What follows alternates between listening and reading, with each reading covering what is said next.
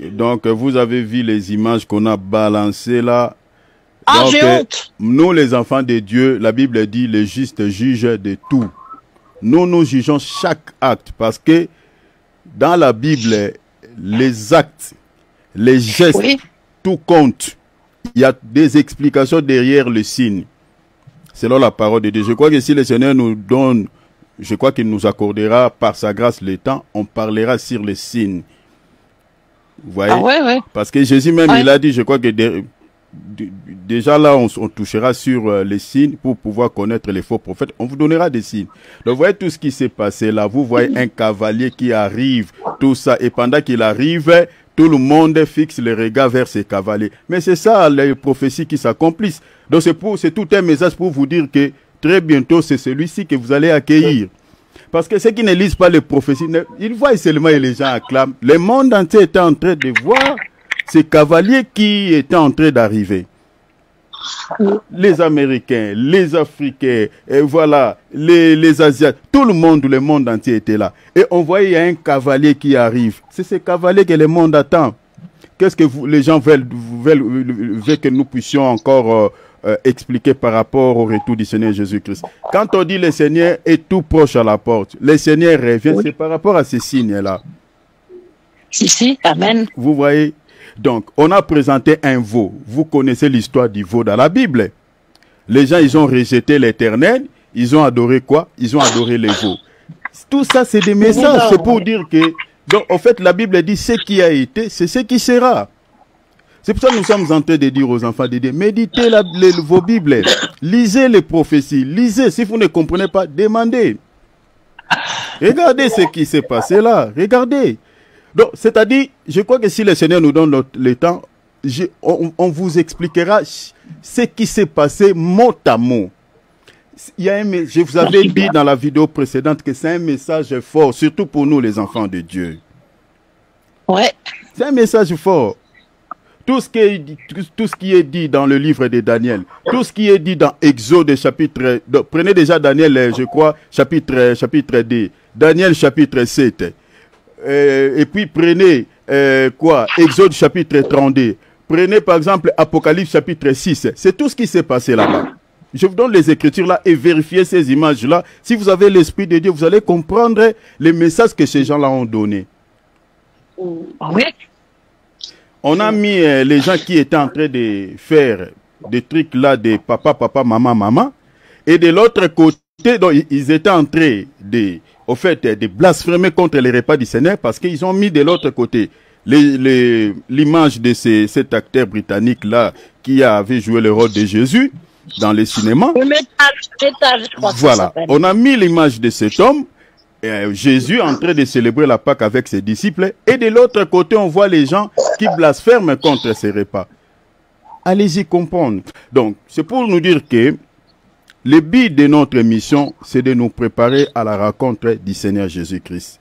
Chers enfants de Dieu, laissez les gens jouer de tout ce qui t'appartient, mais ne permets pas à quelqu'un de jouer avec ton salut. Protège ton salut plus que toute autre chose. Et comment tu peux protéger ton salut? En lisant ta Bible, vous comprenez? Restez aux aguets, restez dans la présence de Dieu, marchez dans une vie de sainteté, une vie de sanctification.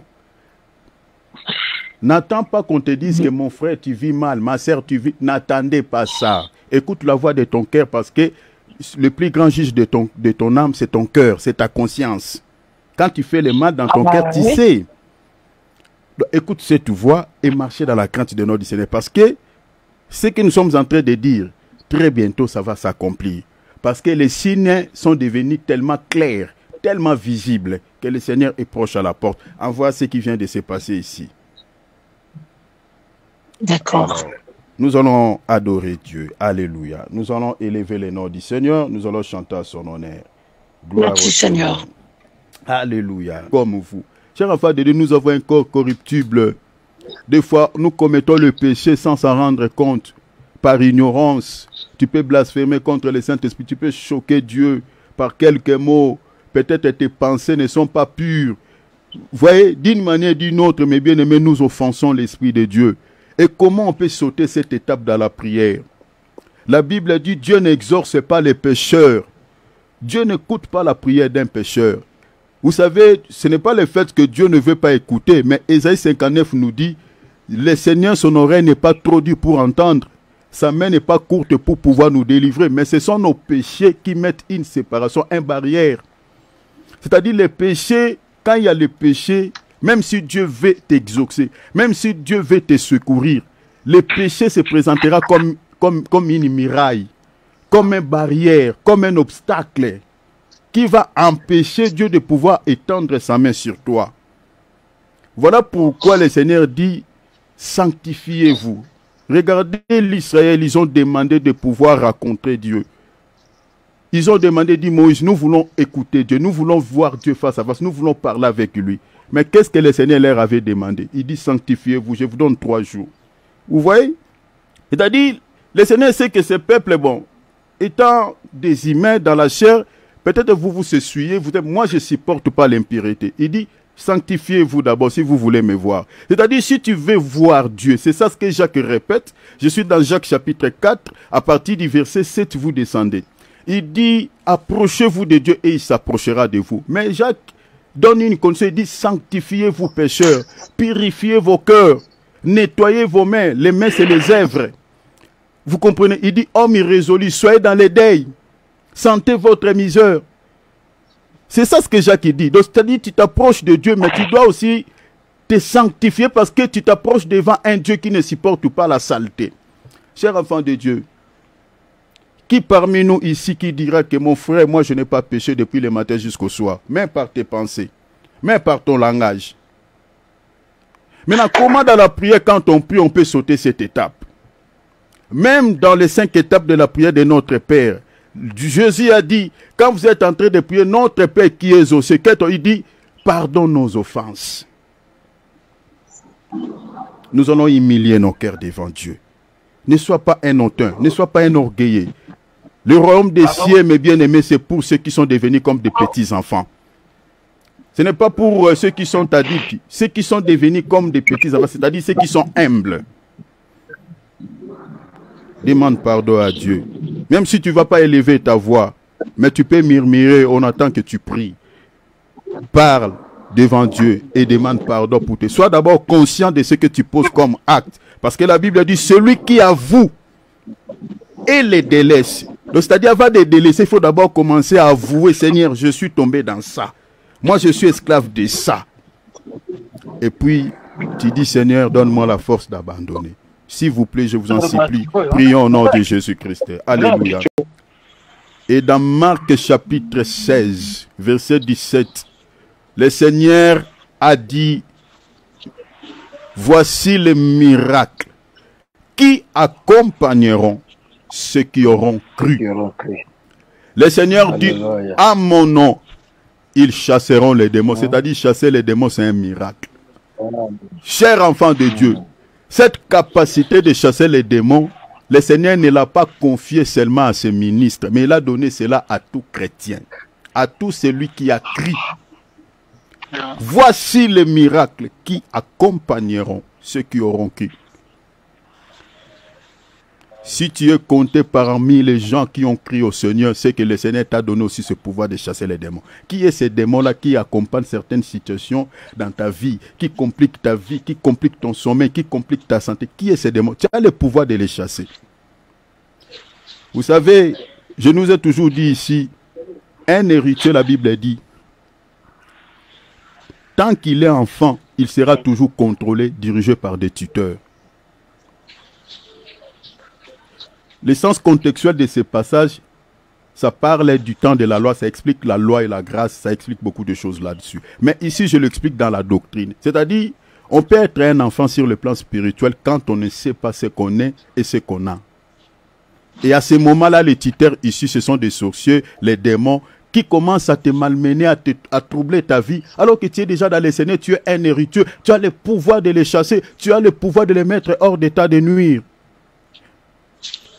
Mais quand tu crois toujours que non, pour que je sois délivré de cette influence démoniaque, il faut que je voie un pasteur, il faut que je trouve un prophète, bien aimé, c'est que tu es encore enfant. on chassera les démons là par cet homme de Dieu. Mais quand tu vas rentrer chez toi, est-ce que tu retourneras avec cet homme de Dieu? Non. Là, les démons peuvent te poursuivre. Parce que la délivrance, on la protège aussi. Si tu ne sais pas comment garder ta délivrance, les démons qui étaient sortis, Jésus dit dans Matthieu 12, peuvent encore retourner. Donc, c'est-à-dire, tu peux faire l'autodélivrance. Essaye d'abord. Si tu vois que ça ne marche pas là, tu peux trouver un homme de Dieu. Nous avons souvent l'habitude d'aller à l'hôpital. Lorsqu'on voit que non, ça commence à chauffer. Mais déjà, nous sommes des médecins depuis chez nous. Donc, j'ai ça, les mal à la tête. Là, je peux prendre déjà un paracétamol. Moi-même, je me soigne. Je suis le médecin de mon corps. Si je vois que les paras que j'ai pris là, ça ne marche pas, j'essaie encore. J'essaie. Si ça ne marche pas, ça chauffe là. Ah, là, je peux courir vite, aller voir maintenant un médecin. Les hommes de Dieu sont comme des médecins. Commencez d'abord à chercher la délivrance depuis chez toi. Toi-même, sois le pasteur de ta vie, le prophète de ta vie. Invoque Dieu. Le Seigneur dit, invoque-moi, je te répondrai. Voici le miracle. Qui accompagneront ceux qui auront crié? Toi, tu as crié et tu as le pouvoir de chasser les démons. Mettez hors d'état de nuire. N'accepte pas la situation sur laquelle tu traverses. Il y a une influence, il y a peut-être un esprit qui accompagne cette situation. Alors chassez ces démons, chassez cet esprit qui dérange ta vie, qui trouble ta vie. Mettez-le hors d'état de nuit, chassez-le maintenant. Exercez tous les moyens que le Seigneur a mis à ta disposition pour pouvoir détruire les influences démoniaques. Prions au nom de Jésus, alléluia. Père, alléluia. Gloire à Dieu. Gloire à Dieu. Voilà. Nous commençons, prenons nos Bibles, prenons nos calepins. Nous sommes en train d'aller vers la fin de notre, je peux dire, de ce 5e point par rapport aux catégories de faux prophètes que nous sommes en train de partager. Nous sommes en train de partager sur les catégories de faux prophètes que nous retrouvons dans nos assemblées. Nous avions déjà partagé sur la première catégorie, la deuxième catégorie, et là nous nous sommes attelés sur la 5e catégorie des faux prophètes. C'est la dernière catégorie que nous touchons. Alors du coup, prenons nos Bibles, prenons nos calepins. Donc la 5e catégorie des faux prophètes, nous sommes en train, suivez-moi très bien, chers enfants de Dieu, suivez-moi vraiment très bien, parce que c'est ce genre des enseignements qui va vous ouvrir les yeux pour pouvoir connaître ces gens. Donc si, mes bien-aimés, vous n'êtes pas enseignés par rapport à ces sujets, vous aurez du mal à connaître le faux prophète. Vous aurez du mal à connaître ces gens. Comme je nous avais dit que le nombre de faux prophètes sont tellement considérables que le nombre des vrais prophètes. Ils sont plus nombreux que les vrais. Jésus lui-même l'a dit dans sa parole. Il dit, la moisson est grande, mais peu d'ouvriers. Mais le diable, il a plusieurs serviteurs qui les servent. Plusieurs, tellement plusieurs. Depuis la nuit des temps, les faux prophètes, le nombre, ont toujours été nombreux. À l'époque d'Élie, Élie était 7 devant combien de prophètes de Baal? 450. Au temps de Michée, c'était pareil. Michée est seul, l'unique vrai prophète, mais entouré, environné de plusieurs faux prophètes. À l'époque de Jérémie, pareil. À l'époque du Seigneur Jésus-Christ, pareil. Plusieurs courants qui étaient plusieurs courants de faux prophètes, les zélotes, les sadducéens, les pharisiens, voilà, qui amenaient le peuple dans l'égarement, mais Jésus était seul.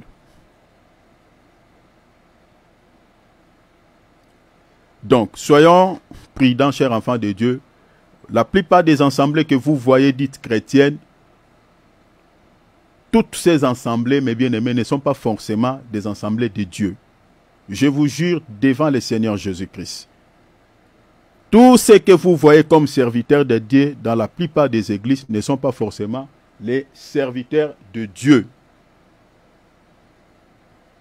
Alors, le but ultime de cet enseignement, ce n'est pas de pouvoir dénoncer ces gens, Mais de pouvoir, l'intérêt c'est d'abord vous. L'objectif c'est d'abord vous. Parce que ces gens-là, leurs objectifs c'est de pouvoir dévorer la brebis du Seigneur. C'est ça le but des faux prophètes. Jésus dit, ils viennent en vous, en peau de brebis, en vêtements de brebis. Mais au-dedans, ce sont des loups ravisseurs. Donc pourquoi ils s'identifient aux brebis? C'est pour pouvoir confondre la brebis.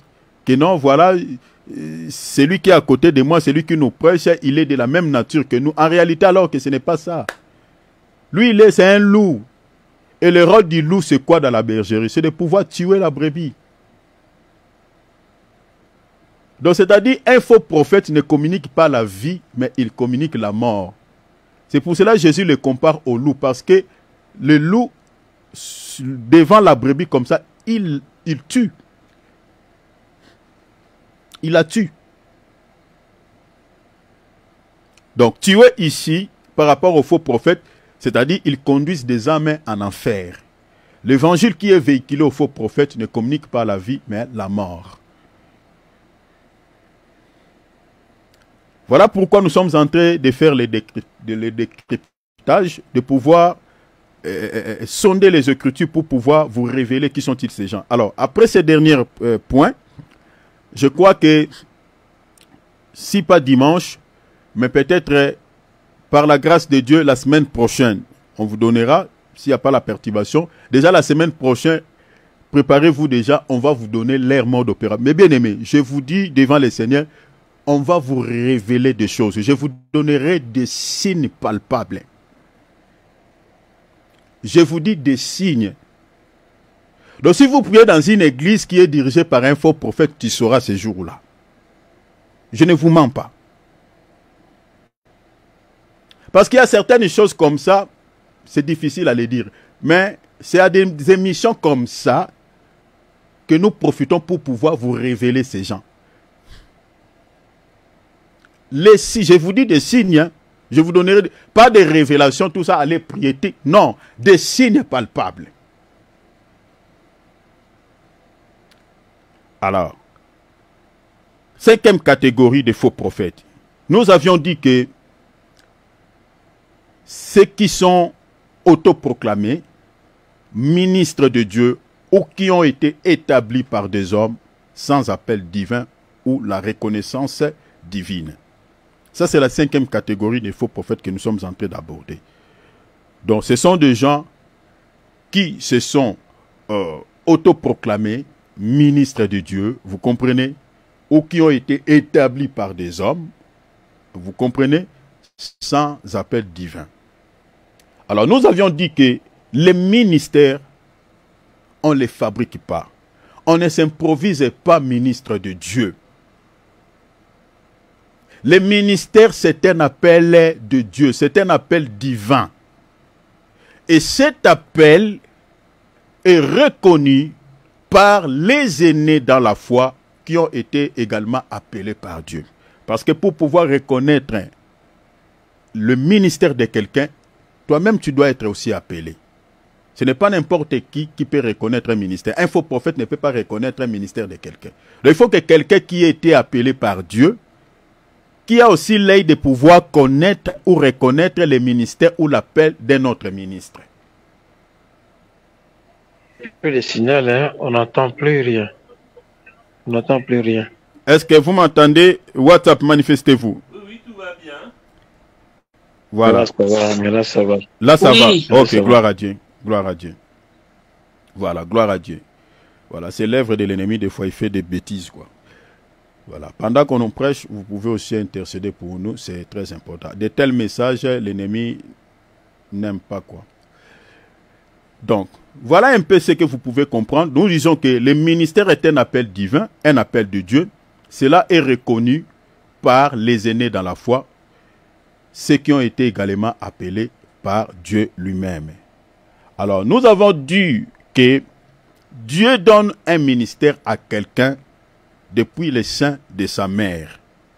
Et ce ministère se manifeste. Suivez-moi ici très bien, s'il vous plaît. Je dis que ce ministère, parce que nous sommes en train d'expliquer d'abord comment reconnaître un vrai serviteur de Dieu. Parce qu'un vrai serviteur de Dieu est un ministre de Dieu. Nous commençons d'abord là, et puis nous allons vous expliquer maintenant les usurpateurs qui nous ont infiltrés, qui nous ont infestés dans nos assemblées. Alors, les ministères Dieu donne, c'est un don, comme tout autre don. Quand on parle du don, c'est-à-dire c'est une capacité surnaturelle qui ne dépend pas de la personne. Comme les dons de guérison, comme des dons de miracles, cela ne dépend pas que cette personne-là prie ou jeûne, non. Donc, même s'il ne jeûne pas, même s'il ne prie pas, il n'a pas une vie d'intimité avec Dieu, mais c'est un don. Il peut prier pour quelqu'un et puis il est guéri. C'est ça ce qu'on appelle don. C'est une capacité qui ne dépend pas de l'effort de l'homme ou de l'effort de la personne. Hein? C'est pour ça que je vous avais donné l'exemple des dons des miracles de 1 Corinthiens 12 et des dons des miracles de Marc chapitre 16 verset 17. Bon, je dis les dons des miracles de 1 Corinthiens chapitre 12 et les miracles dont on fait mention dans Marc chapitre 16 verset 17. C'est différent. Celui de 1 Corinthiens 12, c'est un don. C'est-à-dire, cela est permanent. Celui qui a reçu ces dons des miracles, donc il peut gêner ou ne pas gêner, s'il prie pour quelqu'un, aura son miracle. Mais les miracles dont on fait mention, par exemple, dans Marc chapitre 16, ces miracles-là n'est pas permanent. Ça peut marcher tout comme ça ne peut pas marcher. Ce n'est pas permanent. C'est ça la différence du don. Et de quelque chose que quelqu'un a reçu comme don ou capacité divine, et celui qui n'a pas cette capacité. Alors le ministère, c'est aussi pareil. C'est une capacité surnaturelle que Dieu a donnée à une catégorie spécifique de gens. Je vous renvoie dans Éphésiens chapitre 4, lisez à partir du verset 7. C'est là où vous trouverez ce que je suis en train de dire. Donc, c'est la capacité d'interpréter la parole.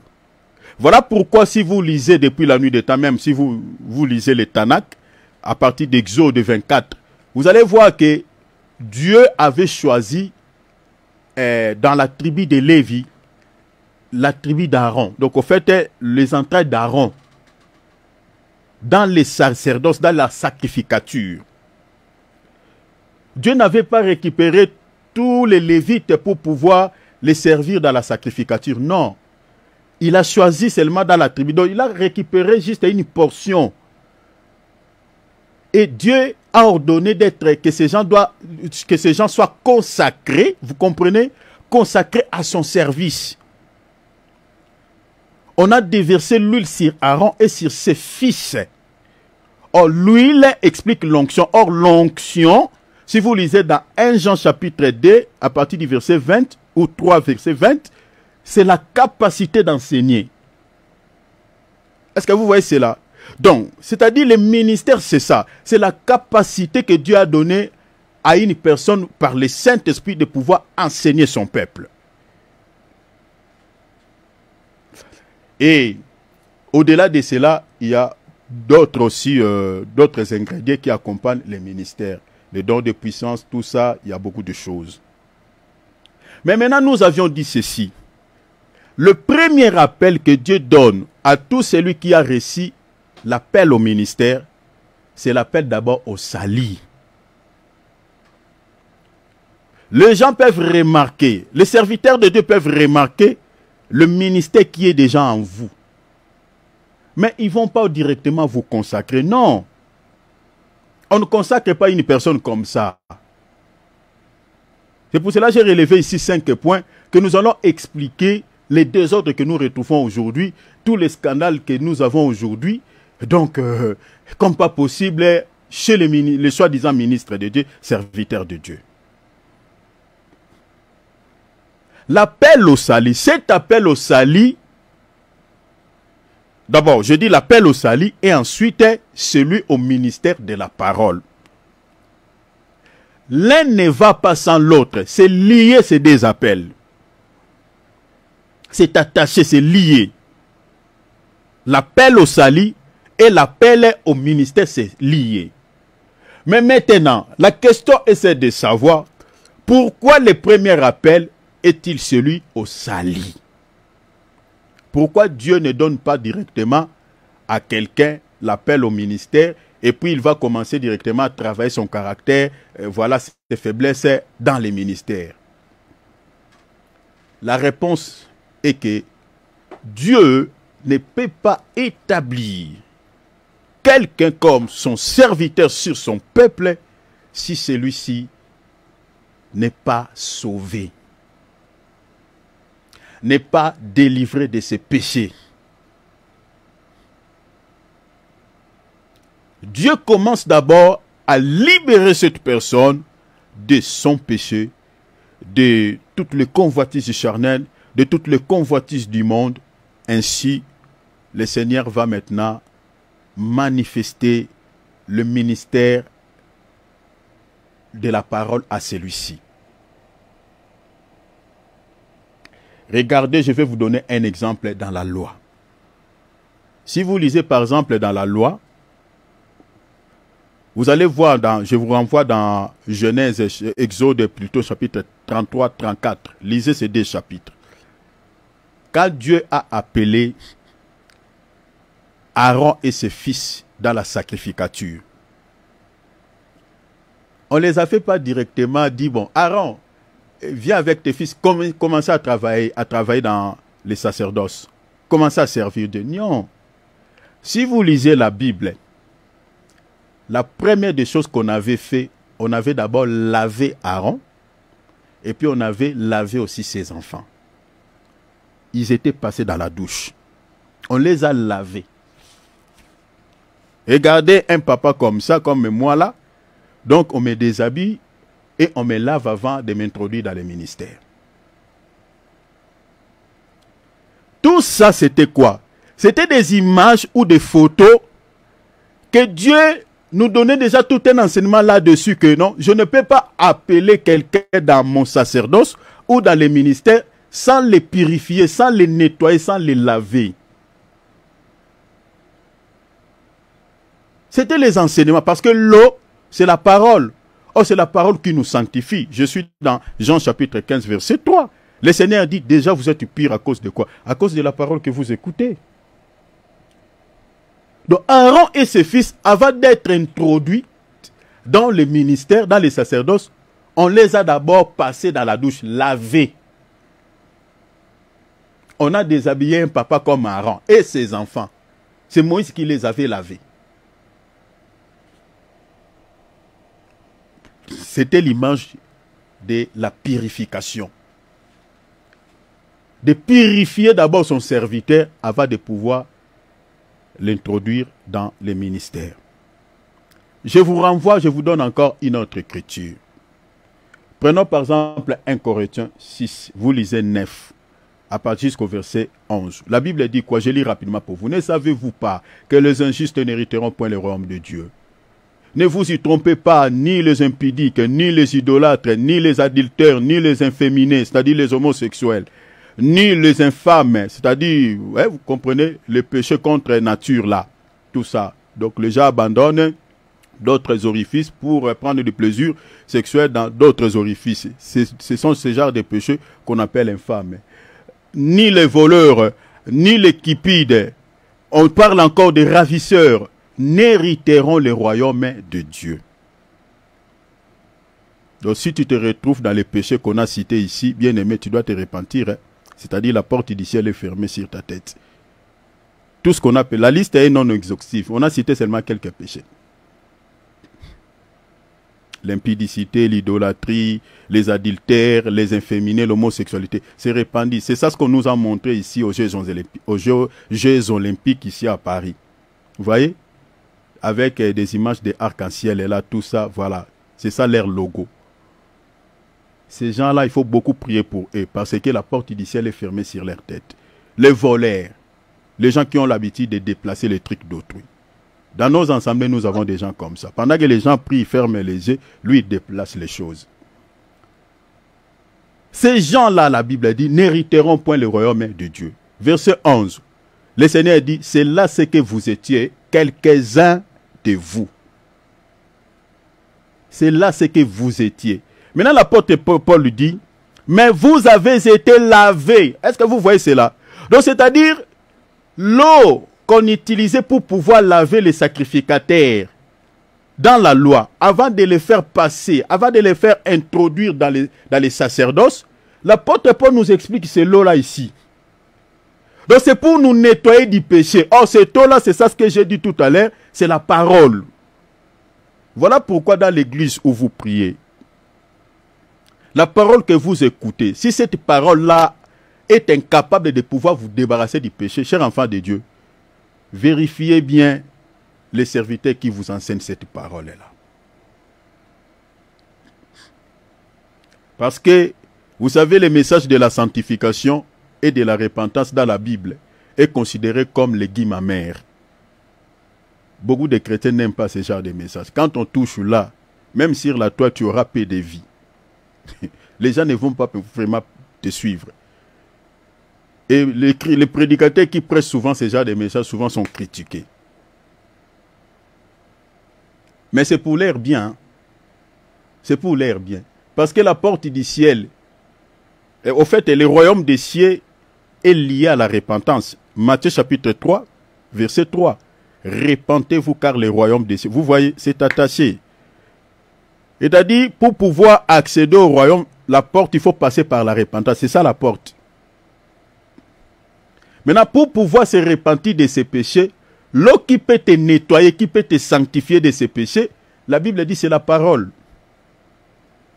Donc c'est-à-dire la parole que nous sommes en train de prêcher là, si tu le mets en pratique, là tu es lavé. La seule condition pour pouvoir accéder au mariage lors de l'enlèvement, le jour de l'enlèvement, cher enfant de Dieu, c'est de pouvoir entrer d'abord dans la douche. Enlève d'abord les saletés qui est dans ton corps. C'est ça Ruth. Ruth ne pouvait pas voir Boaz sans se laver. Or, Ruth ici, en tant que femme, c'est l'image de l'Église. Boaz, c'est l'image du Seigneur Jésus-Christ. Et le mariage de Ruth et Boaz, c'est ça l'image de notre mariage avec le Seigneur Jésus-Christ dans les airs, selon Apocalypse, chapitre 19, versets 7 à 8. Mais cette dernière ne pouvait pas voir Boaz sans d'abord passer quoi? Il y a quelqu'un qui m'appelle. Donc, sans d'abord passer à la douche. Est-ce que vous voyez cela? Je ne sais pas si, frère David, tu peux connecter 2-3 personnes qui m'appellent là. Fais ça 1 ou 2 fois. Parce qu'il y a d'autres personnes qui m'avaient dit que non, si vous le répétez tout le temps, s'il est empêché, ça dérange. S'il vous plaît. 1 fois ou 2 fois, et puis c'est bon. Donc, sans se laver. Alors, l'apôtre Paul dit, on était autrefois dans tous ces péchés, mais nous avons été lavés.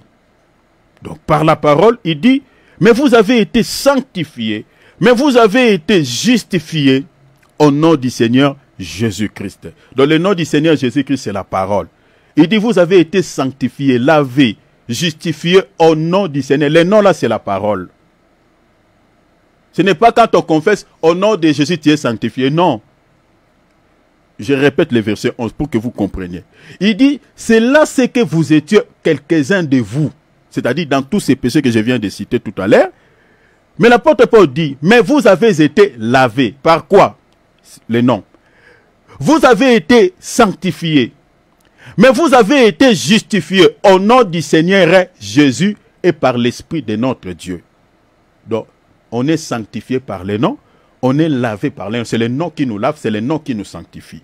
Je vous renvoie encore dans Apocalypse chapitre, chapitre 13. Lisez le verset 16. Le nom, c'est la parole. Le nom de Jésus, c'est la parole. Donc, c'est la parole qui nous sanctifie. Alors, vous remarquez ici, quand Dieu appelle son serviteur dans le ministère, la première des choses que Dieu fait, c'est ce qu'on vient de lire ici. Il va d'abord débarrasser son serviteur, 1, des corps adamiques, parce que nous naissons avec le péché d'Adam, et 2, du péché au pluriel, parce que nous avons le péché au singulier, le péché d'Adam, et le péché au pluriel, dont la Bible fait mention dans Galates chapitre 5, verset 19 à 21. Donc Dieu va d'abord nettoyer son serviteur de tous ses péchés. C'est pour cela que vous allez entendre que quelqu'un qui était dans la sorcellerie, dans l'impudicité, mais depuis qu'il est devenu serviteur de Dieu, il n'est plus dans ces choses. Est-ce que vous voyez cela? Ça, je parle des serviteurs authentiques, pas des aventuriers que nous avons aujourd'hui qui nous créent, qui sont impliqués dans des scandales, dans l'adultère, dans l'impudicité. Non, je parle des serviteurs authentiques. Parce qu'il y a quand même une portion qui continue à garder la sainteté. Les vrais serviteurs de Dieu, il y en a. Donc, vous allez entendre qu'il était dans... Voilà, avant de connaître Christ, il était dans toutes ces choses-là, tous ces péchés-là. Mais du moment où il a reçu Jésus-Christ dans sa vie comme Seigneur et Sauveur, depuis qu'il est devenu ministre de Dieu, on ne le retrouve plus dans ces choses. Vous comprenez? Donc, c'est ça d'abord le premier travail que Dieu fait dans la vie de son serviteur. Les débarrasser de tous ses péchés. Pourquoi? Pour que son serviteur puisse le servir sans peur, sans crainte, correct, ne pas faillir dans sa mission. Parce que si Dieu ne délivre pas son serviteur de ses péchés, ce dernier ne pourra pas accomplir la mission qui lui a été confiée par son maître. Le Seigneur le sait, il ne pourra pas. Le Seigneur laisse son serviteur avec tous les désirs de la chair, l'impudicité, l'adultère, mais il va commencer à manger les brebis, bouffer les brebis. C'est pour cela que vous voyez dans les églises des faux prophètes, voilà, ce sont les fidèles qui sont, voilà, leurs concubines, tout ça. C'est ça. Mais un vrai serviteur de Dieu ne peut pas le faire, ne peut pas faire ça. Nous avons eu la grâce d'encadrer des jeunes, surtout moi là, votre frère. Le Seigneur, j'ai encadré beaucoup de jeunes, de jeunes femmes, de jeunes sœurs, des adolescents, voilà, des adultes, tout ça. J'ai encadré pas mal de sœurs. Mais encadrer une sœur, de sœurs, surtout les enfants là qui sont adolescents, même ceux qui sont majeurs, il faut être un serviteur de Dieu qui est délivré de l'impudicité. Sinon, c'est pas possible. Surtout si tu as la puissance, tu as l'onction là. Je me rappelle dans une église où j'étais parti à mission, je servais le Seigneur. Et pour la première fois que le Seigneur m'utilise comme ça, avec des dons de révélation, avec l'onction, avec la puissance, cher enfant de Dieu. Mais maintenant, l'onction que Dieu m'avait donnée, bon, ça me rappelle beaucoup de choses quand je raconte cette histoire. Ça me rappelle encore. Si le Seigneur peut encore, je sais que le Seigneur fera encore de telles choses. Maintenant, dans cette église-là, cher enfant de Dieu, donc, toutes les sœurs de cette assemblée-là, ils ne voyaient plus les bergers de cette église. Maintenant, cela avait créé même une sorte de jalousie aux bergers de cette assemblée-là. Donc, il ne parlait plus les biens de moi, alors que c'est lui qui avait dit que, le Seigneur m'a dit que tu as quelque chose à faire ici. Maintenant, quand le Seigneur commence à m'utiliser, ça a créé quelque chose, voilà, un peu de jalousie comme ça. Pourquoi? Parce que les gens me suivaient. Qu'est-ce que Dieu a dit à mon sujet? Qu'est-ce que le Seigneur a parlé à mon sujet? Parce que les gens voyaient tellement les miracles. Il y avait la puissance. Je donnais des messages tic-tac comme ça. Le Seigneur m'ouvrait des fois. Je parle, je prêche comme ça. Mes yeux s'ouvrent. Je vois quelque chose. Je donnais des messages comme ça. Maintenant, j'étais tellement environné. Vous savez que les dons de révélation, souvent, est accompagné avec beaucoup de soucis. Hein? Surtout les jeunes sœurs, les sœurs. Si vous voyez qui remplissent les églises de ces faux prophètes-là, les diables sait. La plupart, ce sont des femmes. Hein? Parce que les femmes, dans leur nature, souvent, ce sont des créatures émotionnelles, ils sont souvent dans les émotions. Ils aiment, voilà, tout ce qui est spectaculaire, voilà. La plupart des femmes sont comme ça. Ils aiment des choses qui émotionnent. Ce sont elles qui remplissent les églises des faux prophètes. Là où moi j'étais, je servis, c'était comme ça. Il y a des sœurs qui me voyaient après même la réunion. Tout ça, papa, qu'est-ce que Dieu a dit à mon sujet? Des sœurs qui m'invitaient chez elles. Tout ça, il y avait tout ça. Maintenant, si tu n'es pas délivré de l'impudicité, et tu vas commencer, tu vas trouver que bon, tu vas mettre cette onction sur tes épaules ici, tu te sens comme un général, et tu dis, voilà, toutes ces sœurs ici, ce sont mes femmes. Mais la gloire soit rendue à Dieu. Nous sommes des serpents qui n'ont pas de veines. Je voyais toutes ces sœurs-là comme mes sœurs biologiques. Même pas, il n'y avait même pas de mauvaises intentions dans mon esprit. Il n'y en avait même pas. Loin de là.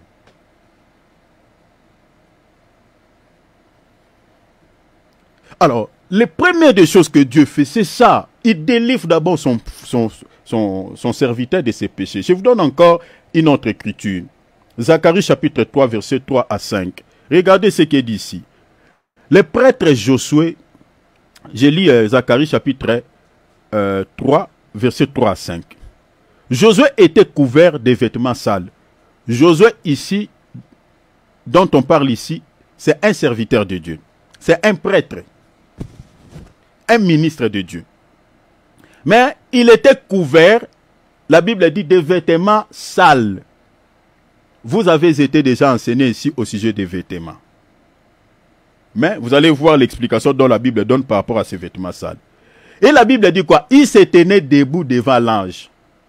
Ce qui est bien ici, les serviteurs de Dieu n'étaient pas assis. Parce que les mouvements aussi comptent dans la Bible. Il était debout. Parce qu'être debout, il y a aussi toute une explication. Mais je vous épargne de cela. L'ange prenant la parole dit à ceux qui étaient devant lui, ôtez-lui les vêtements sales. Est-ce que vous voyez les mouvements ici? Dieu n'a pas dit, laissez mon serviteur avec les vêtements sales. Non.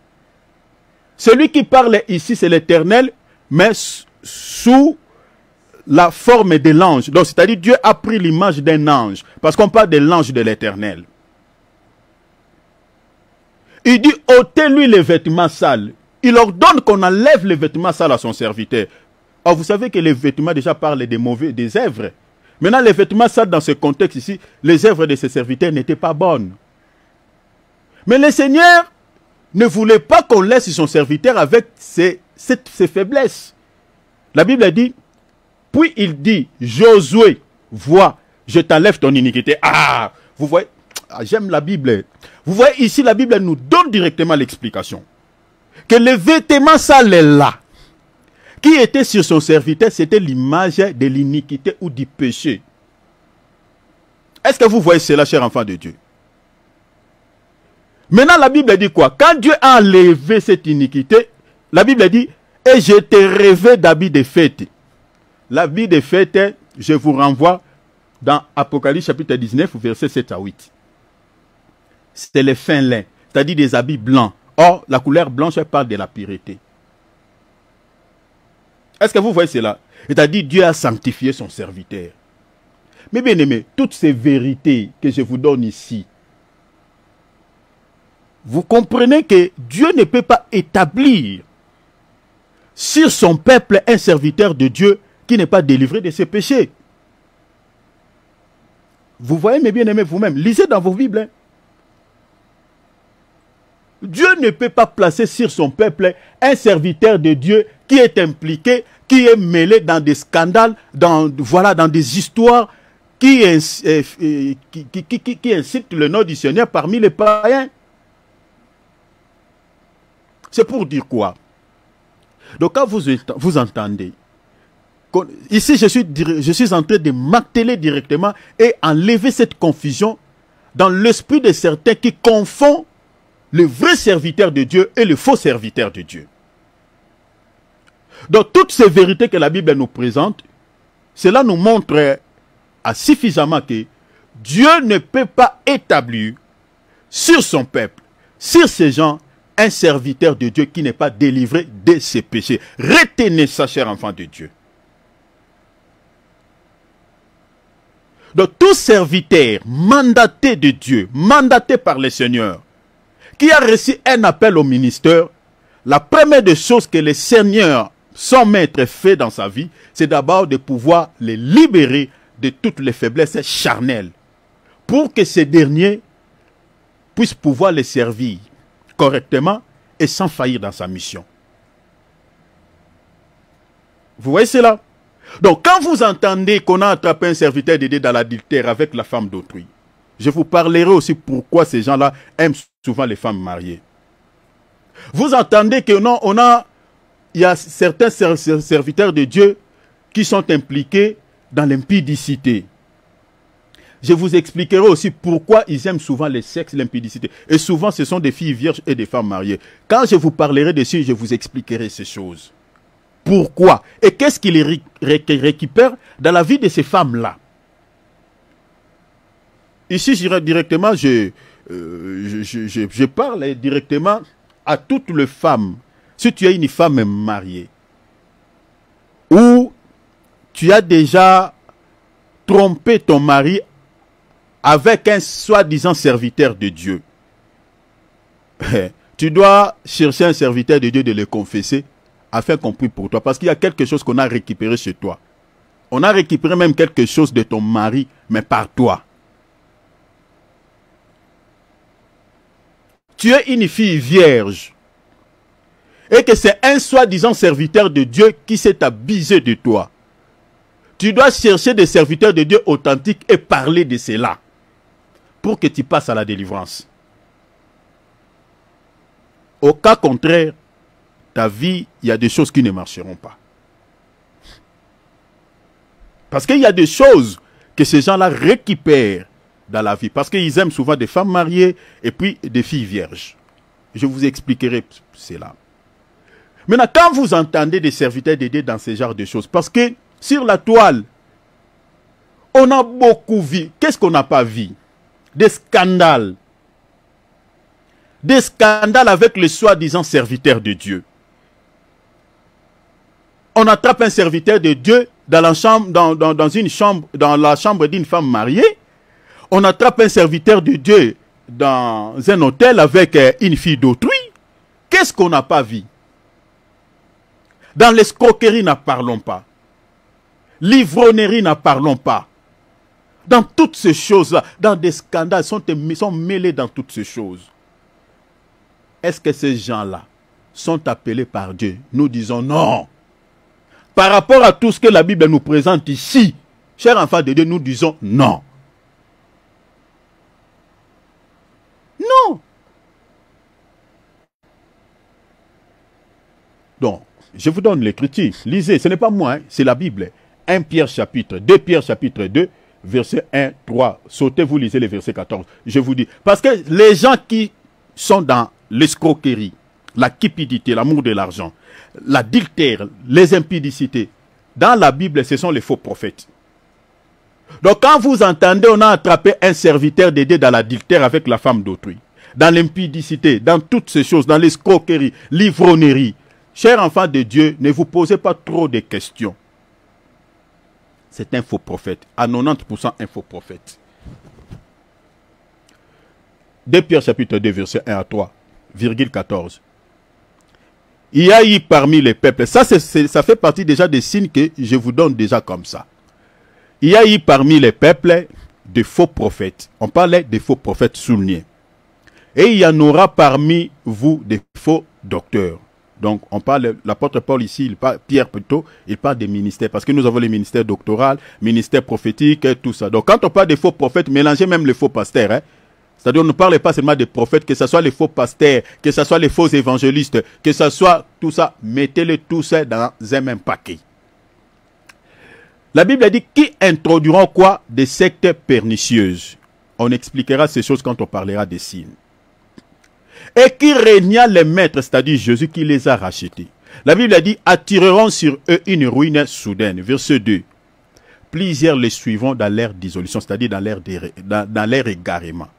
Vous ne voyez pas que les églises de ces gens-là sont remplies de foules, sont remplies de gens. Vous ne voyez pas. Les gens les suivent dans leur égarement. Les gens aiment là où il y a, on parle souvent de trucs, de tout ce qui touche la chair. C'est pour cela que les gens les suivent. Là où on prêche un évangile qui ne touche que l'esprit, qui ne touche que l'âme, les gens ne veulent pas. Alors la Bible dit, plusieurs vont les suivre dans leur dissolution, dans leur égarement. Et la Bible dit, la voix de la vérité sera calomniée à cause d'eux. C'est-à-dire, quand on prêche tel que je suis en train de prêcher cette vérité, il y a des gens qui critiquent, qui n'aiment pas. Vous n'avez pas d'autre message à nos prêcheurs. Tout ce que vous voyez dans la Bible, c'est le péché, c'est la sanctification. Toi-même, d'ailleurs, tu es propre. On nous condamne même. Quelqu'un qui ne connaît pas ma vie, même il juge de loin. Toi-même, ton visage, là, ça ressemble déjà à un impudique. On te taxe. Tout simplement pourquoi? Parce que tu es en train de prêcher une vérité que les gens ne supportent pas. Les gens ne veulent pas le message de la sainteté. Les gens ne veulent pas qu'on touche à leurs prophètes qui nous créent pas mal de soucis, qui sont impliqués dans des scandales comme pas possible. Les gens ne veulent pas. J'ai une vidéo qui a fait pas mal de vues, plus de 5000 kilos. Il y a plusieurs qui ont aimé. Il y a plusieurs commentaires. Et parmi ces commentaires, il y a des gens qui critiquent. Il y a des gens qui ont dit, là tu as parlé à mon prophète. Des gens qui me disent comme ça, tu as touché à mon prophète. Il y a des gens, parce que, mais je n'ai même pas cité les noms, mais les gens, la manière dont j'ai expliqué, j'avais donné des signes, ils disent, ah là tu as parlé de notre prophète. Donc les gens sont prêts à combattre pour leur prophète, mais ne sont pas prêts à combattre pour le nom du Seigneur. Ce sont les gens, les fidèles que nous retrouvons aujourd'hui dans nos assemblées. Quand tu touches leur pasteur, quand tu touches leur prophète, ah là, il peut t'insulter, il peut te critiquer. Parler du mal contre Jésus, lui, il est tranquille.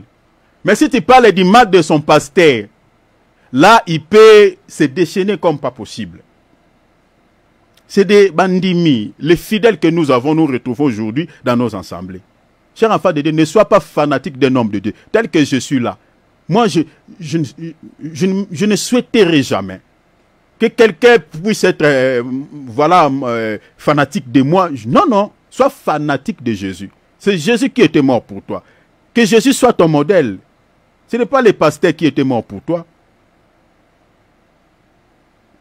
La Bible dit, les gens les suivront. Plusieurs. La Bible ne dit pas paix. Hein?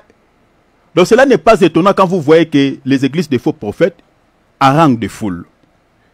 Maintenant, regardez. La Bible dit, et la voix de la vérité seront calomniées à cause d'eux. Donc la vérité, les gens ne supporteront plus. Verset 3. Par cupidité, l'amour de l'argent. Est-ce que vous voyez cela? Ce sont des gens qui aiment l'argent. L'argent, l'argent, l'argent. Voilà pourquoi dans ces assemblées-là, vous entendez souvent, on parle souvent de l'argent, les richesses, l'argent, l'argent. Ça fait partie des signes. Ça fait partie des signes. Nous ne prêchons pas un Dieu maman. Non. Nul ne peut servir deux maîtres à la fois. Il haïra l'un et l'aimera l'autre.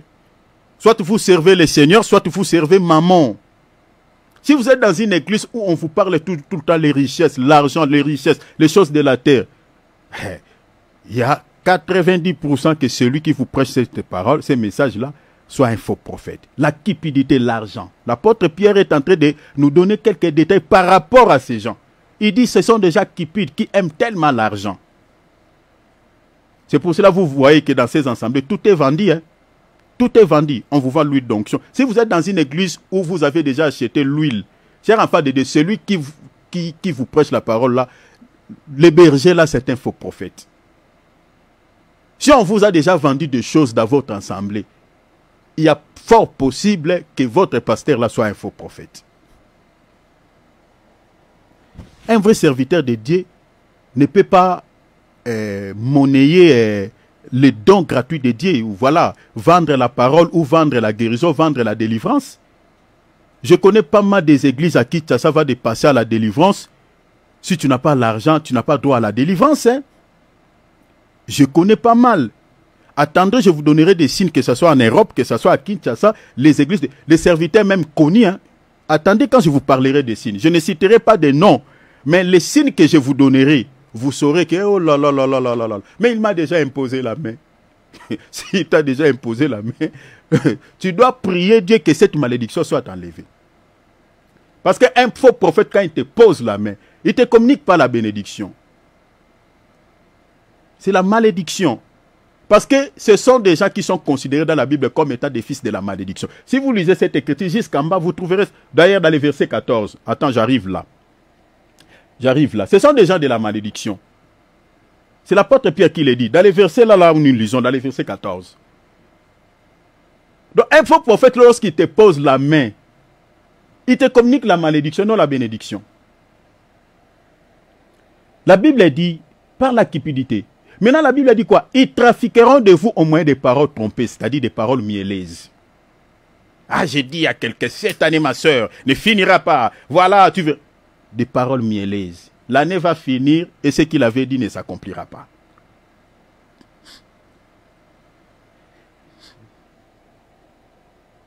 des flatteurs, des paroles trompeuses, et qui menacent depuis longtemps la condamnation, un dont la ruine ne sommeille pas. Verset 14. Regarde maintenant, l'apôtre Pierre dit, ils ont les yeux pleins d'adultère. Est-ce que vous voyez ça? Quand on parle de l'adultère, c'est-à-dire ce sont des gens qui aiment souvent des femmes mariées. Vous savez, une femme mariée, souvent des femmes mariées, ils ont une apparence éclatante. Vous comprenez pourquoi? Parce que, surtout si l'homme il a des moyens, souvent ils arrangent leurs femmes. Maintenant, l'homme qui a arrangé sa femme, il a rendu sa femme tellement belle, avec le peu de moyens qu'il a. Maintenant, le faux prophète veut bénéficier de cette beauté-là, que cet homme-là, il a, voilà, fourni quelques efforts pour pouvoir arranger sa femme, pour que sa femme soit présentable. Lui, il veut bénéficier de quelque chose qu'il n'a pas fourni des efforts. Vous voyez? Mais ça, je parle de manière, à la manière des hommes. Mais sur le plan spirituel, il y a des choses qu'il récupère chez les femmes mariées. Je vous expliquerai cela quand je parlerai des signes. L'adultère. Ce sont des adultérins. L'apôtre Pierre le dit. Vous voyez, mais bien aimé, tout est dans la Bible. Donc quand nous sommes en train de dire que ces gens-là, ce sont des signes.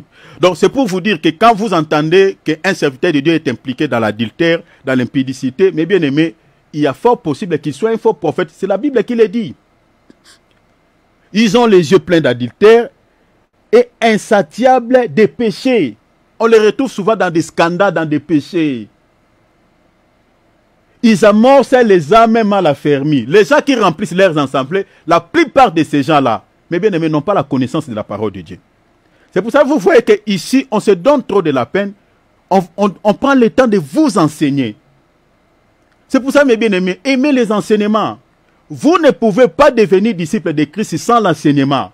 L'exhortation, la prédication ne te fera pas que tu sois disciple de Christ. Si tu veux être compté parmi les disciples de Christ, c'est par l'enseignement. Et c'est ça même la mission qui a été confiée aux vrais serviteurs de Dieu. Enseignez-les. Le Seigneur dit, faites-le toutes les nations des disciples. Enseignez-les. Le Seigneur n'a pas dit exhortez-les. Enseignez-les. C'est-à-dire pour pouvoir être reconnu en tant que disciple de Christ, c'est par l'enseignement.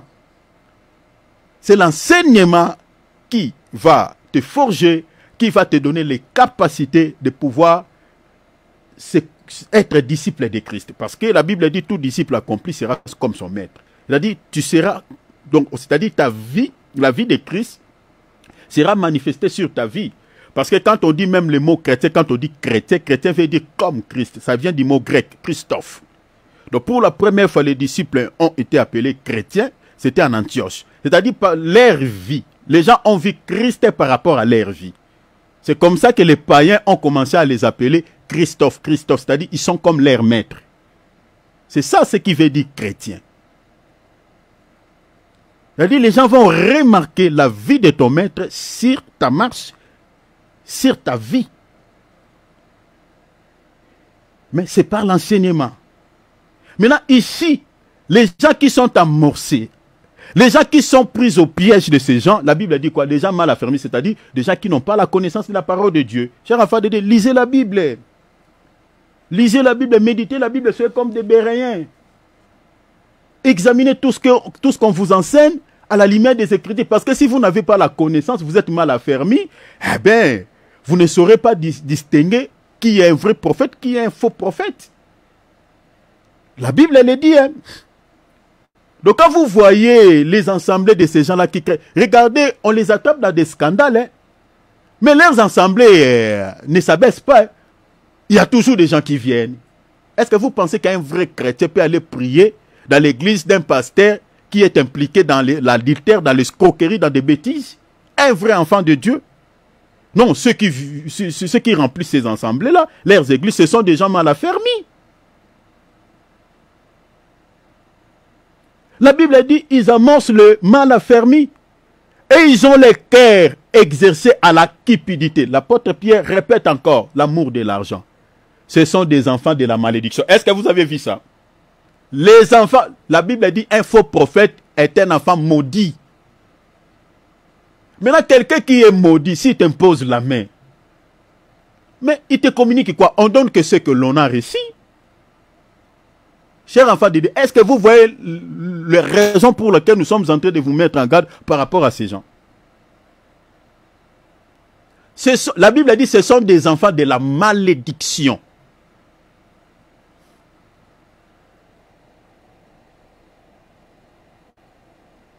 Donc, vous comprenez que je suis allé là-bas pour vous montrer, à la lumière des Écritures, que un faux prophète, ce sont des gens maudits et ce sont des enfants, ce sont des gens qu'on attrape, qui vivent en fait confortablement dans les péchés. Alors, un vrai serviteur de Dieu ne peut pas être mêlé dans tout ce qu'on vient de lire là. Non.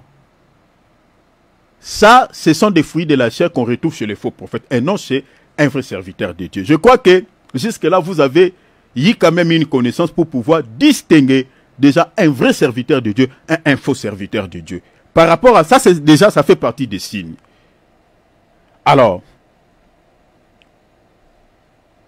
j'avais dit aussi que tout celui qui est appelé par Dieu pour exercer un ministère, Dieu confirme son appel également devant les hommes. J'avais donné quelques exemples dans la loi, comme Aaron et ses fils. Leur ministère était confirmé devant Moïse et puis devant l'Israël. Jésus lui-même, le Seigneur, son Père, a confirmé son ministère. Il dit, voilà, une voix qui fit entendre depuis la Bible dit dans les ciels que celui-ci est mon fils, écoutez-les. Vous comprenez? Dieu a confirmé son ministère, il dit, vous devez écouter ce qu'il vous prêche. Jésus a confirmé le ministère de ses apôtres. Le Saint-Esprit a confirmé. Les apôtres, l'apôtre Paul, acte 13, je vous avais donné pas mal d'exemples dans la Bible. J'aurais du mal à retourner là-dessus pour expliquer ça. Allez seulement sur nos différentes plateformes pour pouvoir réécouter ce qu'on avait dit par rapport à cela. Au nom de Jésus. Voilà. Alors, nous avons encore dit que tout bon ministre de Dieu, j'avais parlé de tout bon serviteur, tout bon ministre de Dieu est un élu de Dieu, selon ces deux passages de la Bible. Éphésiens chapitre 1, verset 11 et Romains chapitre 8, verset 29 à 30. Un vrai serviteur de Dieu authentique ne ratera jamais le ciel. C'est un élu, il partira. Que les gens veulent ou pas, que vous le tuez ou pas, tout ce que vous pouvez lui faire, il est condamné à hériter le ciel. Comme tous les prophètes de la loi. Personne ne ratera le ciel. Les Jérémie, là, vous les trouverez là-bas. Abraham, les Isaïe, les Michée, tous les serviteurs que vous connaissez dans la loi, même les prophètes, les apôtres de Dieu, vous les verrez au ciel. Un vrai serviteur de Dieu ne ratera jamais le ciel. Je dis tout bon serviteur. Pourquoi? Lisez ces deux passages que je vous ai donnés, faute du temps, parce que lisez Romains chapitre 8, verset 29 à 30, et puis Éphésiens 1, 11. Alors, je parle de tout bon ministre de Dieu parce qu'il existe aussi des mauvais ministres de Dieu. Hein, des mauvais ministres. Mais, j'avais dit, établis, vous comprenez, établis également par Dieu lui-même. Un mauvais ministre, un faux serviteur, mais établi aussi par Dieu. Pas pour être sauvé, mais pour aller à la perdition. Cela peut vous choquer, mais c'est la vérité qui se trouve aussi dans la Bible.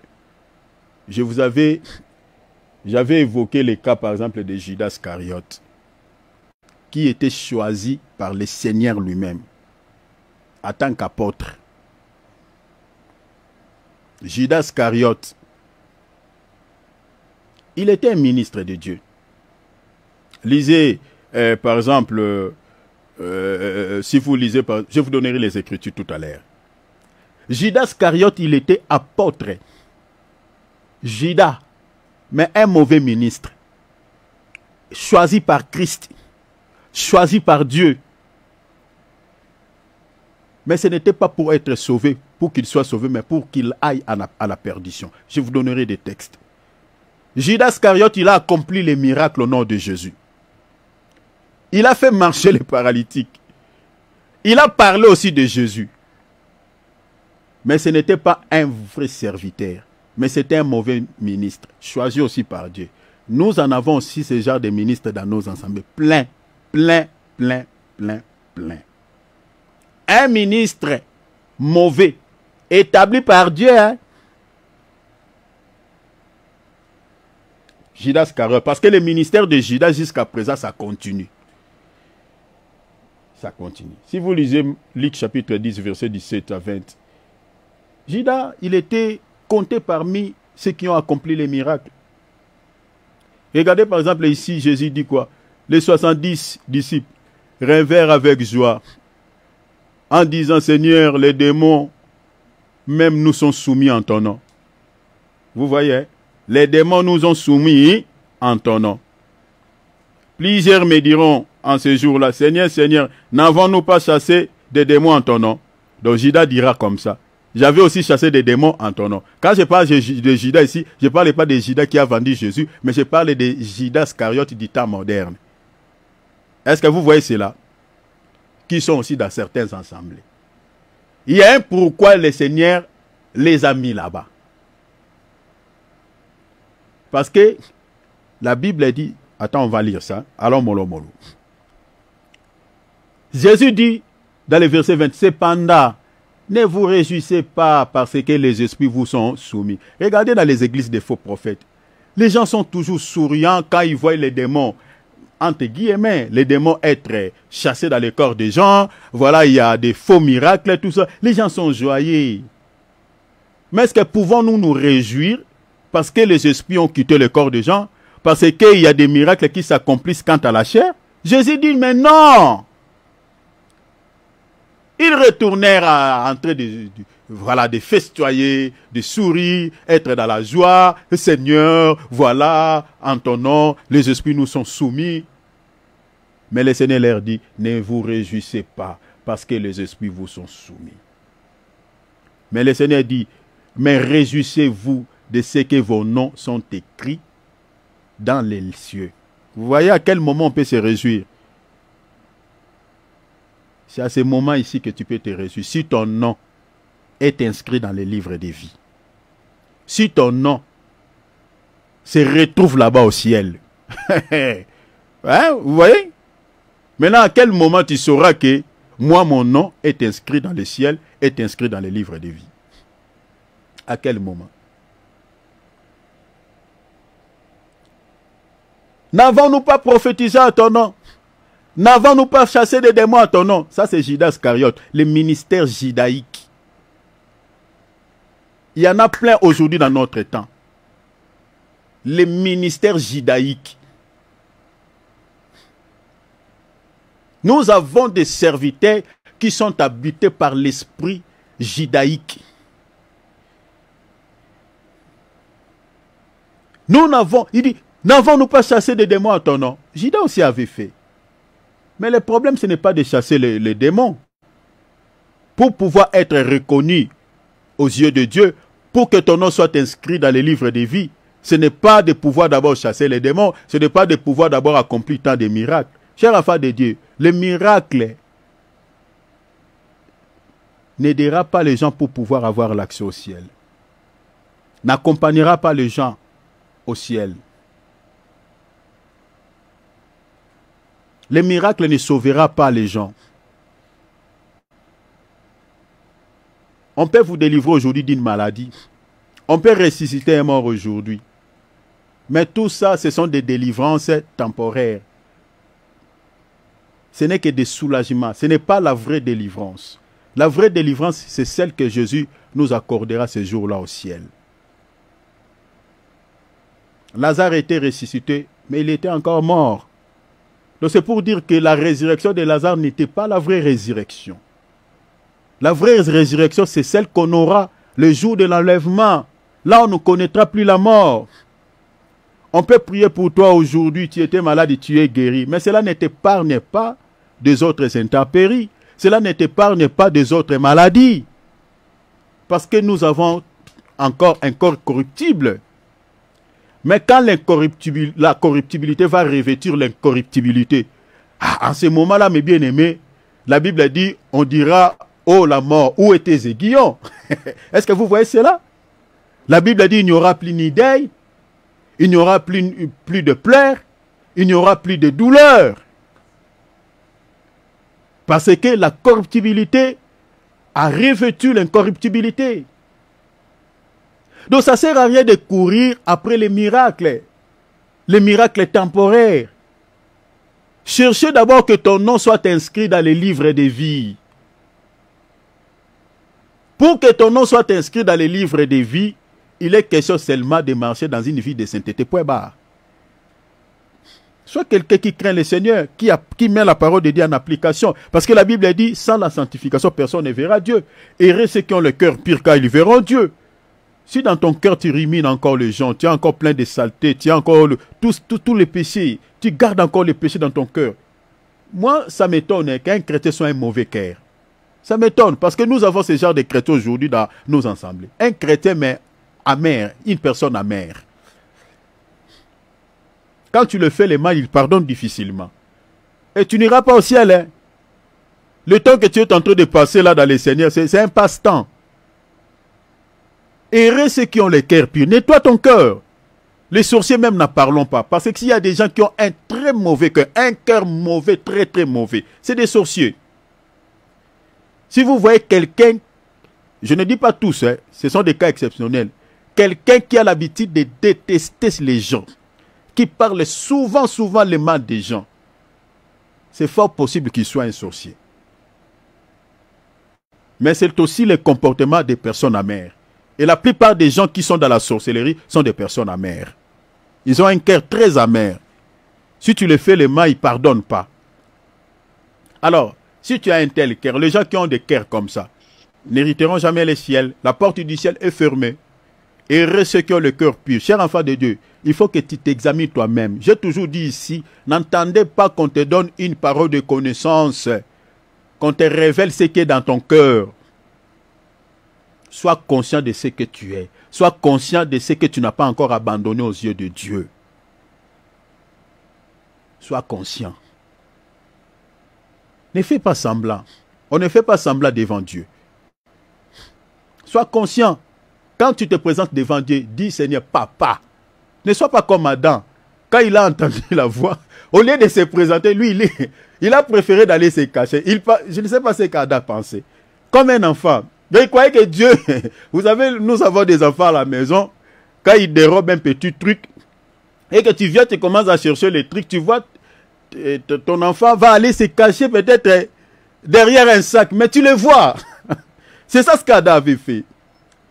Tu vois, il couvre seulement sa tête, mais il laisse tout son corps comme ça, mais tu dis, toi-même, tu le frapperas même pas, tu commences à rire. Tu dis, c'est comme ça que tu te caches, pour que je ne te voie pas. C'est comme ça le comportement de nos enfants. Hein. Je parle des petits enfants, nos gosses. Donc, il ferme, il se cache devant son père, il ferme seulement sa tête avec la panne, avec peut-être avec un tissu, et puis il laisse son corps comme ça. C'est comme ça qu'Adam s'est caché devant la face de Dieu. Donc, il croyait que Dieu ne pouvait pas les repérer là où il était. Où es-tu? J'ai entendu ta voix et j'ai eu peur. Tu peux sentir la peur lorsque tu entends la voix de Dieu si tu es seulement dans les péchés. Comme Adam. Avant, Adam parlait avec Dieu calmement, n'a jamais senti la peur. Mais la peur est venue du moment où le péché s'est retrouvé dans son cœur. Si le péché se retrouve dans ton cœur, lorsque tu attends la voix de Dieu, donc je parle de la parole, parce que la voix de Dieu c'est la parole. Lorsque tu attends la parole de la sainteté, on presse sur la repentance, on presse sur la sanctification. Ça te communiquera la paix. Tu sentiras déjà le jugement sur toi. Tu sentiras déjà la condamnation sur toi. Mais j'ai toujours dit aux enfants de Dieu, lorsqu'on prêche sur le péché, on prêche sur l'enfer, on prêche sur la sainteté, sur la condamnation éternelle, au lieu d'avoir peur, au lieu de fuir la présence de Dieu, d'aller chercher les églises où il n'y a pas la voix de Dieu, où on vous caresse avec des messages au sens du poil. Présente-toi devant Dieu, dis Papa, présente-toi, même 10 000 fois présente-toi. Parce que qui va te libérer de ce péché? À part ce Dieu. Présente-toi, demande pardon, dis Seigneur, je n'ai pas la force d'abandonner ces faiblesses. Il ne faut pas avoir de mauvaises culpabilités comme Judas Iscariote. Judas Iscariote, en ayant une mauvaise culpabilité, lorsqu'il a reconnu qu'il avait posé un acte qui n'était pas bien, il a vendu l'innocent, il est allé vers les sacrificateurs pour pouvoir négocier, qu'on puisse relâcher Jésus et remettre leur argent. Mais ça n'a pas marché, ça n'a pas abouti. Maintenant, ce que Judas devait faire, devait seulement se repentir, pleurer devant Dieu. Mais c'est que lui, il a senti les remords, la mauvaise culpabilité, il est allé se pendre. Ça, c'est la mauvaise culpabilité. Se pendre ici, c'est-à-dire quand tu sens la culpabilité, la mauvaise culpabilité, au lieu de s'approcher vers le Seigneur, celui qui peut te libérer, celui qui peut te délivrer de ses péchés, toi tu retournes encore dans le monde pour aller mourir des fois. C'est ça. Parce que dans le monde en dehors de Dieu, il n'y a pas la vie. C'est dans la présence de Dieu que nous avons la vie. Quand tu retournes dans le monde, dans le monde, c'est là où se trouve la mort. C'est là où l'ange de la mort règne. Rappelez-vous de l'Égypte, non? Les gens qui étaient dans la maison n'étaient pas touchés de la mort parce que dans la maison, il n'y avait pas la mort. La maison, ici, je parlais dans la présence de Dieu, l'église. Mais les gens qui étaient en dehors de la maison, dans toute l'Égypte, c'est là où la mort frappait.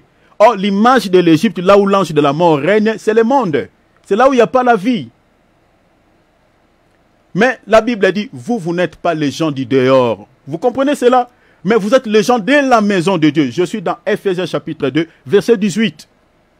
Vous êtes les gens de la maison de Dieu. La maison de Dieu, ici, c'est le corps mystique de Jésus-Christ. Ce n'est pas nos églises et temples là. Non, c'est le corps mystique de Jésus-Christ. Si tu fais partie déjà des gens de la maison de Dieu que j'explique, l'église invisible. S'il arrive que tu tombes dans les péchés, ne fuis pas la présence de Dieu. Même s'il arrive que tu tombes 3, 4 fois, ne fuis pas. Présente-toi devant ton Père, humilie-toi, plairer. Ça, c'est une bonne attitude. C'est comme Pierre. Le Seigneur lui avait averti que toi, là, tu vas me régner 3 fois avant que le coq ne chante 2 fois. Il a fait un peu de grimace. Eh, Seigneur, qui? Si tu sais la place où moi je t'ai placé dans mon cœur, tu ne peux pas me dire ainsi, hein, Seigneur. Tu sais combien moi je te porte dans mon cœur. Souvent nous avons des amis comme ça, qui nous disent de belles paroles. Pierre, peut-être, il disait aussi comme ça, Seigneur, que je te porte dans mon cœur. Il a nié. Mais lorsque l'épreuve était là, l'épreuve s'est présentée, on a arrêté les seigneurs, on commence à malmener les seigneurs, on commence à maltraiter les seigneurs. Les coqs chantent pour la première fois. Les coqs ici remplacés, c'est le ministre de Dieu. Parce que les coqs étaient un oiseau. Or, les oiseaux sont les créatures du 5e jour. Or, quand on parle du chiffre 5, on parle du 5 ministères. Est-ce que vous voyez cela? Donc, c'est-à-dire les coqs qui chantent ici en tant que oiseaux créatures du 5e jour, c'est l'image de tout serviteur de Dieu qui vous annonce la parole aujourd'hui. Donc, c'est-à-dire les coqs là qui étaient en train de chanter, Pierre ici, c'est l'image de tout celui qui est en train de régner le Seigneur Jésus-Christ par ses actions, par ses œuvres. Maintenant, quand le coq chante, c'est-à-dire les ministres de Dieu chantent, c'est-à-dire chanter, c'est prêcher. Hein? C'est ça ce que Dieu dit à Ézéchiel. Il dit, tu as chanté, mais ce peuple n'a pas voulu danser. Danser, c'est de mettre en application la parole de Dieu. Maintenant, quand le coq a chanté, Pierre n'était pas repenti. Il a régné le Seigneur jusqu'au 3e fois. Mais là, à la 2e chant du coq, au 2e chant du coq, c'est à ce moment-là, Pierre va faire quoi? Pierre va sentir la culpabilité et il va aller se repentir. Il n'a pas fait comme Judas, il a pleuré amèrement. C'est-à-dire il a regretté ce qu'il avait posé comme acte. Soit comme Pierre, ayez une bonne culpabilité. Ces gens vont réclamer, Matthieu 7, n'avons-nous pas fait des miracles? Mais Jésus dit quoi? Dans le verset 23, alors je leur dirai ouvertement, je ne vous ai jamais connu. Retenez ça. À quel moment? Je vais terminer dans 10 minutes. Accorde-moi 10 minutes, s'il vous plaît, parce que mon minute est épuisée. Je ne vous ai jamais connu. Le Seigneur dit quoi? Retirez-vous de moi, vous qui commettez l'iniquité. Retenez ça, qui commettez l'iniquité, et je ne vous ai jamais connu. Parce que je vous parlerai beaucoup de choses par rapport à cela. Je crois même, si le Seigneur veut, le dimanche. Je ne vous ai jamais connu. À quel moment le Seigneur nous connaît? À quel moment le Seigneur nous connaît-il? La réponse se trouve dans Romains chapitre 8, versets 29 à 30. Ce qu'il a connu d'avance, c'est dans la prédestination. C'est là où le Seigneur nous connaît. Donc c'est pour dire que nous avons des ministres Judas Iscariote qui n'ont jamais été appelés par Dieu depuis la fondation du monde, c'est-à-dire dans la présence de Dieu. Dans la prédestination, Dieu ne connaît pas ces gens en tant que ces ministres, ces vrais ministres. Parce qu'il dit ici, je ne vous ai jamais connu. Il parle dans le passé. Il ne dit pas que je ne vous connais pas. Je ne vous ai jamais connu. Dieu nous connaît dans la prédestination. C'est pour cela que je dis que le ministère est un don que Dieu donne à une personne depuis l'éternité. C'est-à-dire ce sont des gens que Dieu a connus de l'avance. Dieu sait que ce sont... C'est pour ça que je dis que tout bon ministre de Dieu est un élu de Dieu, ne peut pas perdre les salis. Et Jésus dit ici que je ne vous ai jamais connu. C'est pour ça que je vous dis attention avec tous ces gens-là qui prophétisent sur vous matin, midi, soir, qui réalisent des miracles au nom de Jésus. Parce qu'il y a des chrétiens qui se trompent lorsqu'ils attendent seulement, ils citent le nom de Jésus, Jésus, mais le Seigneur dit quoi? Ce n'est pas tout ce qui dit Seigneur, Seigneur qui... Vous voyez cela? Ce n'est pas tout ce qui dit Seigneur, Seigneur qui sont ministres de Dieu authentiques. Attention, il y a des gens que le Seigneur ne les connaît pas. C'est-à-dire dans sa présence, Dieu ne voit pas ces gens. Et Judas Iscariote faisait partie de ces gens que Dieu n'avait pas reconnus en tant que ministre authentique. Le ministère qui lui a été confié, c'était le ministère de l'égarement. C'était le ministère du mensonge. Il y a un pourquoi Dieu lui avait donné ce ministère. Alors, je dis que les gens comme Judas Iscariote, qui dirigent certains ensembles aujourd'hui, nous en avons plein, les ministères judaïques. Il y en a plein.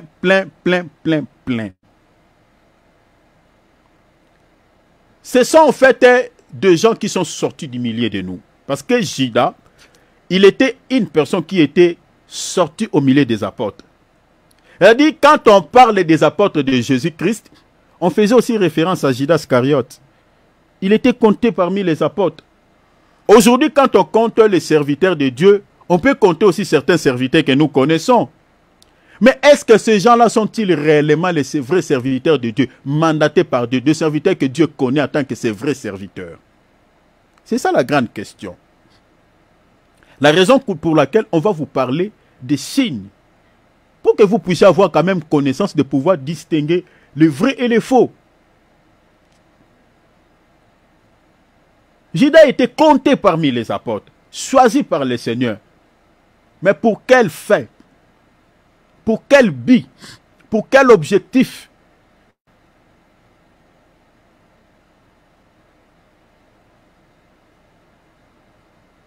Les ministères judaïques, ce sont des gens qui sont sortis du milieu de nous, mais qui n'étaient pas des nôtres.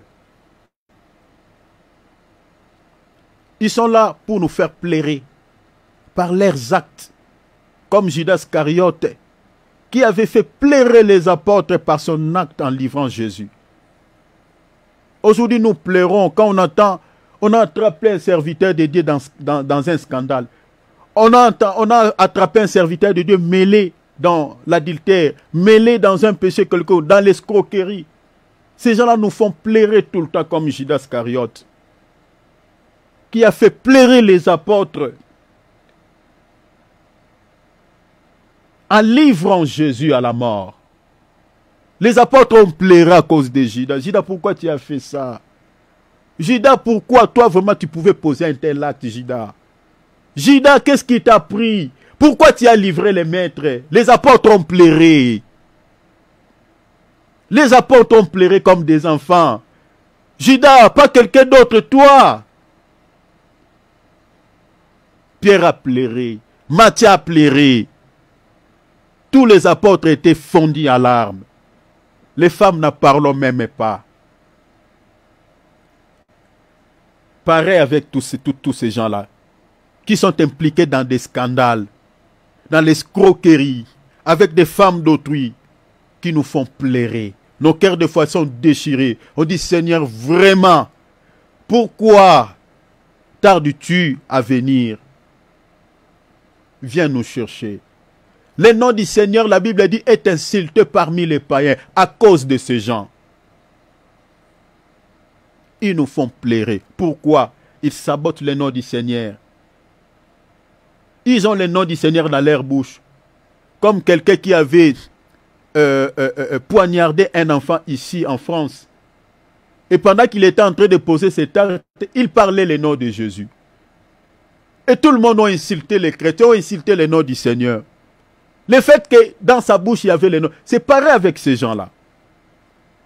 Puisqu'ils confessent notre maître, quand on les attrape dans des bêtises, du coup, même les vrais serviteurs sont souillés. Et tout ce que nous avons comme défense, c'est nos larmes. Pleurer seulement, on pleure.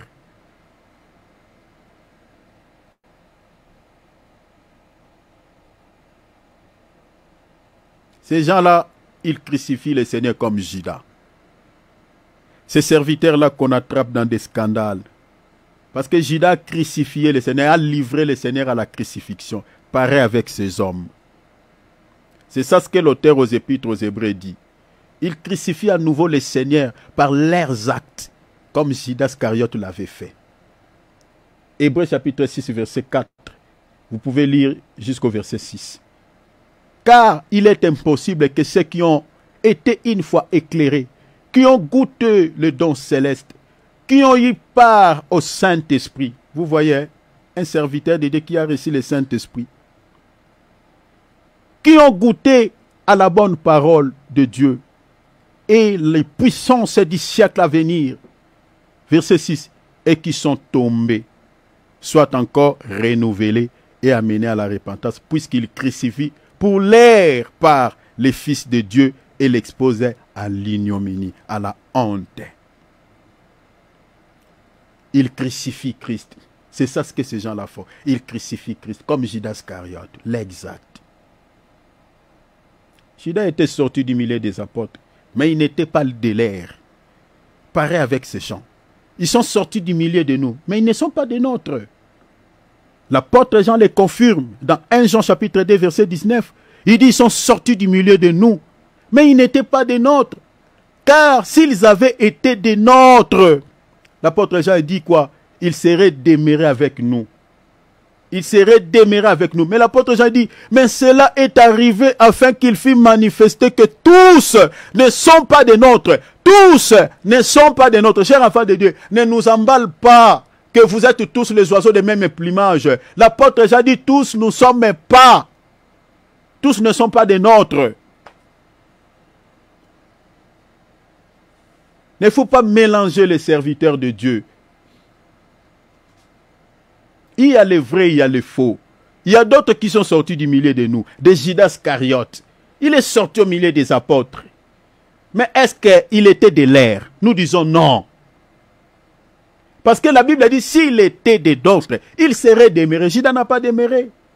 Demeuré où? Sur la sainte doctrine. Demeuré où? Sur la bonne parole. Demeuré où? Sur la sainteté. Mais comment on les attrape dans des bêtises? Comment on les attrape dans des péchés? Mais est-ce qu'ils étaient vraiment des nôtres? Nous disons non.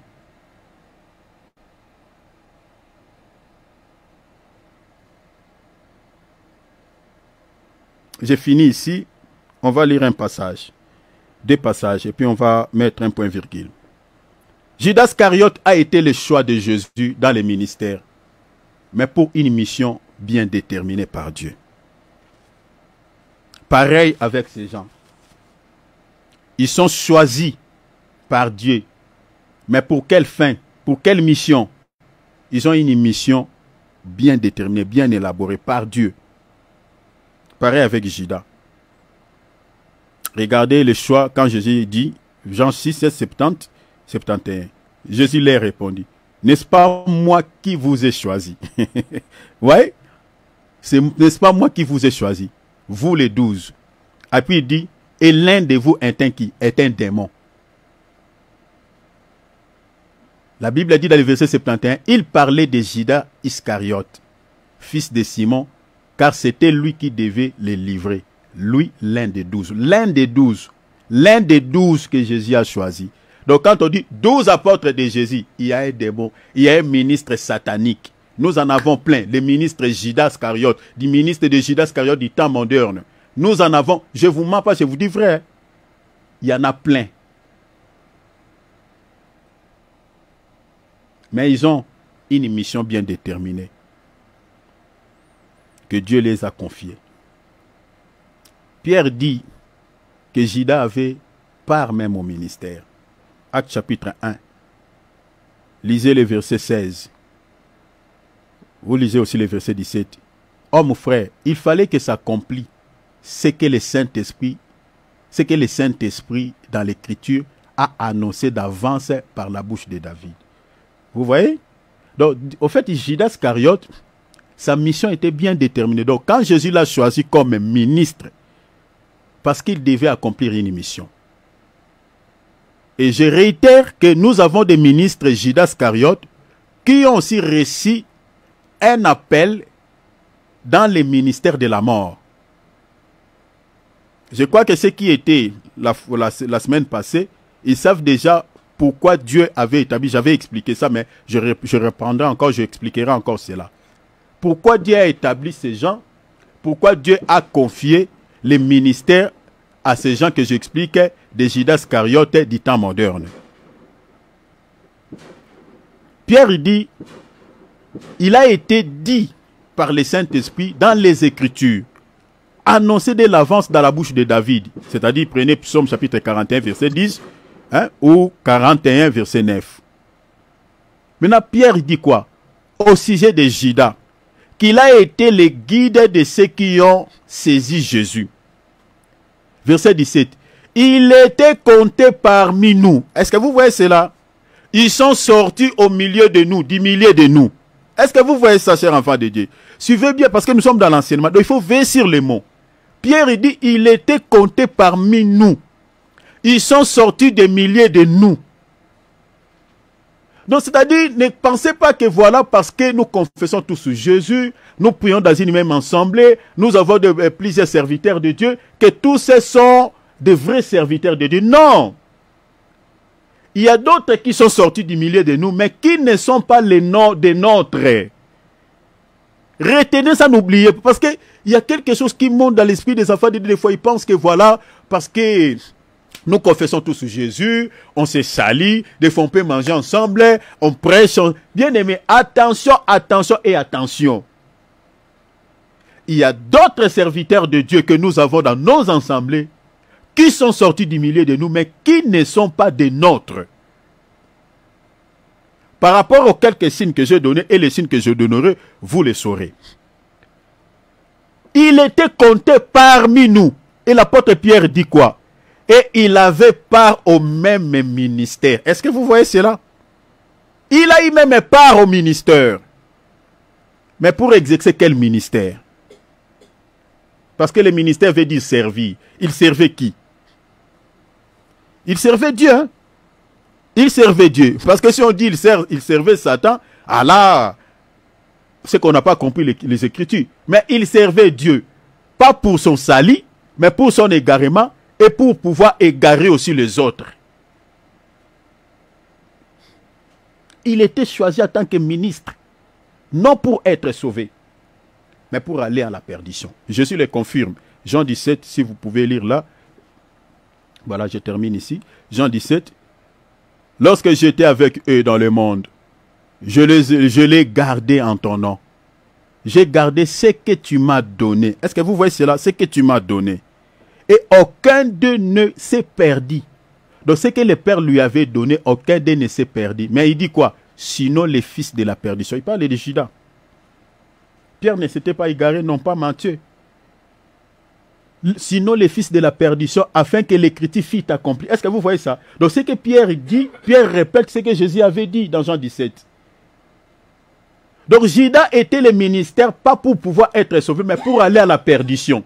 Mais maintenant, si vous êtes en face d'un ministre qui est appelé à servir Dieu, mais pour aller à la perdition, pensez-vous que ce ministre-là va vous conduire au paradis? Eh non.